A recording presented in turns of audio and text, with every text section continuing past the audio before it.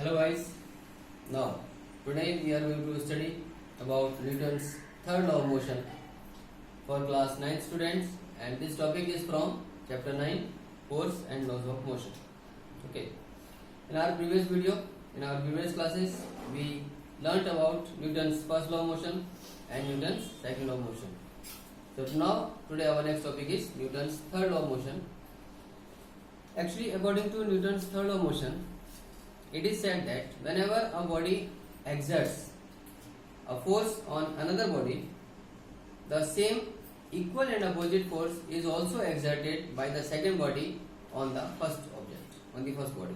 यानी दो ऑब्जेक्ट्स में अगर इंटरेक्शन है तो पहला ऑब्जेक्ट दूसरे ऑब्जेक्ट के ऊपर अगर कोई फोर्स लगाता है, ठीक है, तो बदले में दूसरा ऑब्जेक्ट भी उतना ही इक्वल लेकिन अपोजिट डायरेक्शन में फोर्स लगाता है पहले वाले ऑब्जेक्ट के ऊपर. यानी हम कहते हैं कि जो फर्स्ट ऑब्जेक्ट ने फोर्स लगाया सेकंड ऑब्जेक्ट के ऊपर, दैट इज कॉल्ड एक्शन.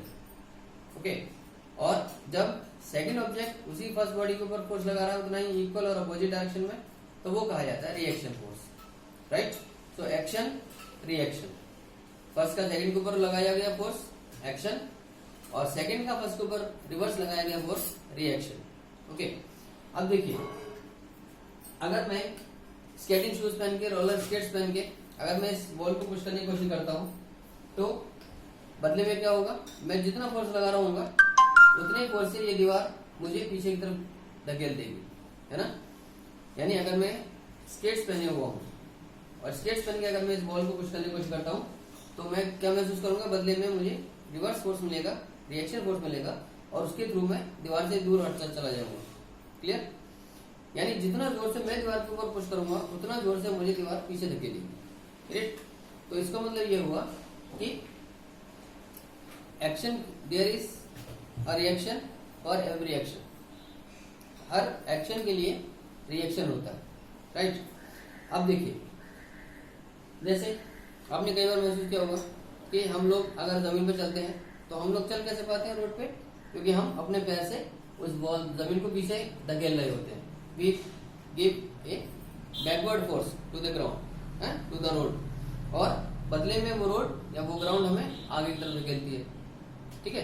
तो जितना तेजी से हम ग्राउंड को पीछे धकेलेंगे उतना तेजी से हम आगे बढ़ेंगे. Is it. लेकिन तो यहाँ तो इक्वल एक्शन और रिएक्शन फोर्स समझ आता है, लेकिन जब हम किसी स्लिपरी सरफेस को, सपोज हम रेत में, सैंड में चल रहे हैं या हम आइस पे चल रहे हैं, तो उस केस में हम उतना तेजी से, उतना फ्रिक्वेंटली, उतना फ्रीली नहीं चल पाते, है ना. क्यों? क्योंकि उस वक्त जो हम फोर्स लगा रहे हैं, जो हम एक्शन दे रहे हैं उस ग्राउंड को, वो स्लिपरी होने की वजह से हमारा एक्शन प्रॉपरली उस ग्राउंड को नहीं पहुंच पाता. यानी हम उतनी पूरी एफिशिएंसी के साथ उस ग्राउंड को पुश नहीं कर पाते. ठीक है. तो इसीलिए बदले में हमें आगे बढ़ने के लिए एक प्रॉपर अमाउंट में, एक सुटेबल अमाउंट में रिएक्शन भी नहीं मिलता ग्राउंड की तरफ से. ओके.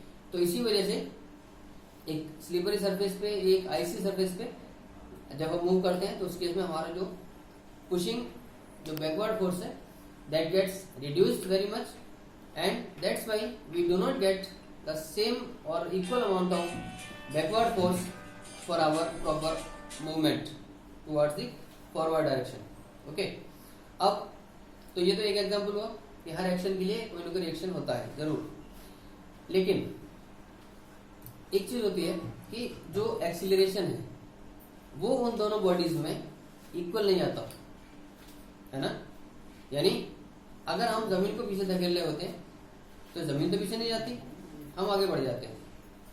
तो एक्चुअली क्या है, जो फोर्स एक्शन और रिएक्शन है, ये फोर्सेस तो एक दूसरे के इक्वल और अपोजिट लगते हैं. ठीक है. लेकिन जो एक्सीलरेशन कॉज किया जाता है, जो एक्सीलरेशन क्रिएट किया जाता है इन फोर्सेस के जरिए, वो डिफरेंस इसलिए हो जाता है उनमें क्योंकि जो ऑब्जेक्ट हल्के मास का है, जो ऑब्जेक्ट हल्का है, जिसका मास कम है, वो एक्चुअली ज्यादा एक्सीलरेट हो जाएगा. ठीक है. अगर आप देखिए, मैं आपको F equal to m into A फॉर्मूले को अगर मैं याद दिलाऊं, तो इसके साथ हम क्या देखेंगे, acceleration equal to a equal to F upon m. ठीक. इट मीन्स मास और एक्सीलरेशन एक दूसरे के इनवर्सली प्रोपोर्शनल है. यानी जिस ऑब्जेक्ट का मास जितना कम है उसमें एक्सीलरेशन उतना ज्यादा आ जाएगा, और जो ऑब्जेक्ट अगर ज्यादा मास का है तो उसमें एक्सीलरेशन कम आएगा। क्लियर? तो इसलिए अब जैसे मान लीजिए गन की रिकॉइलिंग है, यानी अगर हम किसी गन से कोई फायर करते हैं तो एक फोर्स, जिस फोर्स से वो गन उस बुलेट को बाहर फेंक रही है, ठीक, वो एक्शन हुआ। उसी इक्वल और अपोजिट फोर्स से वो बुलेट उस गन को पीछे फेंकेगी, वो कहलाता है रिएक्शन, यानी गन का रिकॉइलिंग। ठीक है? लेकिन जो हम बात कर रहे थे अभी कि एक्सीलरेशन जो है वो दोनों केसेस में अलग अलग होता है, दोनों ऑब्जेक्ट्स के ऊपर। ठीक है? क्योंकि गन का मास ज्यादा है ना, इन कंपैरिजन टू बुलेट, तो इसीलिए बुलेट में जो एक्सीलरेशन होगा वो कम मास होने की वजह से ज्यादा आ जाएगा। तो उतने ही इक्वल फोर्स की वजह से बुलेट हमारी तेजी से काफी दूर चली जाएगी, उसका एक्सीलरेशन काफी बढ़ जाएगा। जबकि जो गन है, गन का मास बुलेट के मास के मुकाबले काफी ज्यादा है, तो मास ज्यादा होने की वजह से उसी फोर्स से गन को जो एक्सीलरेशन मिलेगा वो कंपैरेटिवली काफी कम होगा। और इसीलिए उस केस में जो फायरमैन है, जो इंसान फायरिंग कर रहा है, उसको कंधे को थोड़ा सा झटका लगता है, he or she gets a small jerk on his or her shoulder। तो इसका मतलब ये हुआ कि जो फोर्स है वो एक्शन और रिएक्शन दोनों इक्वल और अपोजिट एक्शन में है, लेकिन एक्सीलरेशन दोनों ऑब्जेक्ट्स का अलग अलग होता है। It depends on their masses separately. जिसका मास कम उसमें एक्सीलरेशन ज्यादा आ जाएगा उसी फोर्स से, और जिसका मास ज्यादा होगा उसमें एक्सीलरेशन उसी फोर्स से कम रहेगा। ठीक है? ऐसे ही हम तीसरा एग्जाम्पल समझ सकते हैं कि जैसे हम लोग नाव चलाते हैं, we do boating in the river या इन ए स्विमिंग पूल। तो बोटिंग में क्या करते हैं हम लोग कि जो हमारे जो ओर्स हैं उसमें हम वाटर को पीछे फेंक रहे होते हैं, है ना, अपने दोनों तरफ से जो चप्पू चलाते हैं जिसको बोलते हैं हिंदी में, तो उससे हम क्या करते हैं, we push water backward direction and the same amount of reaction force water exerts on our boat and we go ahead, we move forward along with the boat. Clear? तो एक्शन रिएक्शन के कई सारे examples हमारे daily life में आप देख सकते हैं, एक्सपीरियंस कर सकते हैं। और इसके अलावा जैसे मान लीजिए एक स्विमर है, कोई पानी में तैरने वाला कोई इंसान है, वो अपने दोनों हाथों से अपनी बॉडी मूवमेंट से वाटर को पीछे की तरफ पुश करता है और उसी इक्वल और अपोजिट रिएक्शन फोर्स के थ्रू वाटर उसको आगे की तरफ बढ़ाता है। तो this is how swimming is possible, right, due to Newton's third law of motion. Right? तो इस तरह से कई सारे एग्जांपल्स, जैसे एरोप्लेन्स का, जेट एरोप्लेन्स का बढ़ना है, रॉकेट्स का जाना है, तो जिस फोर्स के थ्रू जो इंजन है जहां पर उसका फ्यूल बर्न किया जाता है, जेट एरोप्लेन्स की या रॉकेट्स की मैं बात कर रहा हूँ, तो जो फ्यूल वहां बर्न होता है उनके इंजन में, उस फ्यूल के कारण जो इंजन वहां पर एग्जॉस्ट गैसेज जो रिलीज करता है, जिस फोर्स से पीछे की तरफ एग्जॉस्ट गैसेज का जो रिलीजिंग का जो फोर्स है वो एक्शन है, और उसी के बराबर इक्वल और अपोजिट फोर्स में वो गैसेस, एग्जॉस्ट गैसेज जो है वो झटके से उस जेट एरोप्लेन को या रॉकेट को अपोजिट डायरेक्शन में सेंड करती है, तो उसकी वजह से वो आगे बढ़ जाता है। ठीक है? तो गाइस ये इस तरह के कई सारे एग्जांपल्स हैं।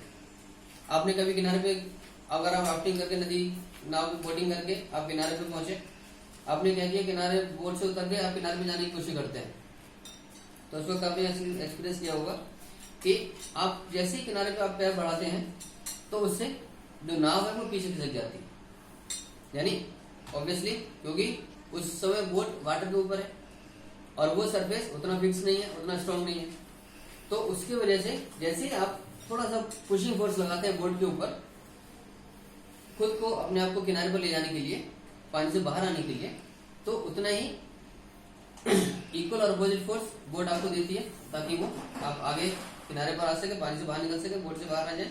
और आपने जो फोर्स लगाया था बोट के ऊपर आगे बढ़ने के लिए, वो एक्शन की वजह से वो नाव थोड़ी सी किनारे से दूर हट जाती, पीछे चली जाती। Okay, so there are many more examples we can experience regarding Newton's third law of motion, है ना।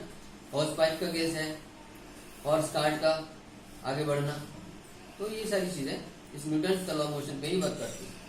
ओके, रॉकेट्स, जेट एरोप्लेन्स, हमारा बोटिंग, नदी से बाहर आके किनारे पे लगना, है ना, हमारा रोड पे चलना या सैंड पे या स्लिपरी सरफेस पे, आइस पे चलना, चल there are many more examples. Okay, so guys, in next class we'll learn about conservation of momentum. Okay, जैसे कि आपको याद है मैंने पिछले क्लास में बताया, ये मोमेंटम क्या है, मास और वेलोसिटी का प्रोडक्ट है, राइट। और मोमेंटम भी एक वेक्टर क्वांटिटी है। मोमेंटम का जो एसआई यूनिट मैंने बताया था, दैट इज किलोग्राम मीटर पर second. And in the next class we'll discuss about conservation of momentum and what is law of conservation of momentum. And till then, keep yourself safe, stay home, and keep watching videos, keep sharing videos with your all friends and well-wishers, so that they can also get advantage, they can also get benefited, and they can also thank you for sharing. God bless you. Thank you.